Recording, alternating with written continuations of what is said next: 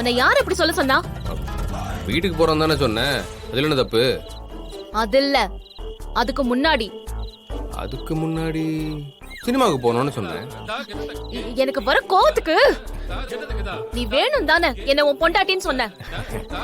அப்படிலாம் இல்ல, அவங்க நம்புற மாதிரி ஒரு பொய் சொல்லணும்ல, அதான் அப்படி சொன்னேன். நம்ம 2 பேரையும் பார்த்தா புருஷன் பொண்டாட்டி நம்புற மாதிரி இருக்கு. அதான் ஜோடி பொருத்தம் பிரமாதம்னு போலீஸ் சொல்லிட்டு போயிட்டார்ல. எனக்கு அதை கேட்கும் போது அப்படியே காதுல ஊசி குத்துற மாதிரி இருக்கு. எனக்கு வெறுப்பாகணும் தான் இப்படி பண்றல. ஹலோ இங்காரு மீனாட்சி, நீ வெறுப்பாகணும்னு நான் சொல்லல. அவங்களுக்கு டவுட் வந்தா நான் சொன்ன மாதிரி உன்னை ஸ்டேஷன்ல கொண்டு போய் வச்சுப்பாங்க. அதை தடுக்கிறதுக்காகத்தான் அப்படி சொன்னேன்.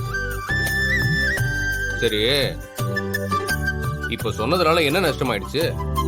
என் மனசு கஷ்டமாயிடுச்சு.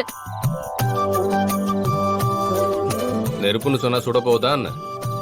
நான் பொண்டாட்டின்னு சொன்னா நீ என் பொண்டாட்டி ஆடிவியா?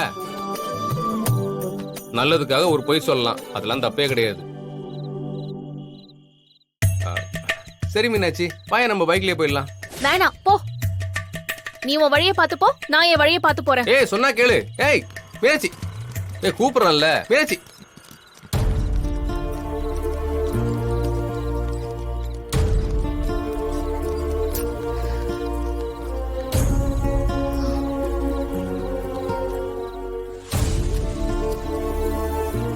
மீனாட்சி என்னாச்சு? சும்மா இருக்கியா? என்னாச்சுன்னு சொன்னாதானே புரியும். வயிறு வலிக்குது, போதுமா?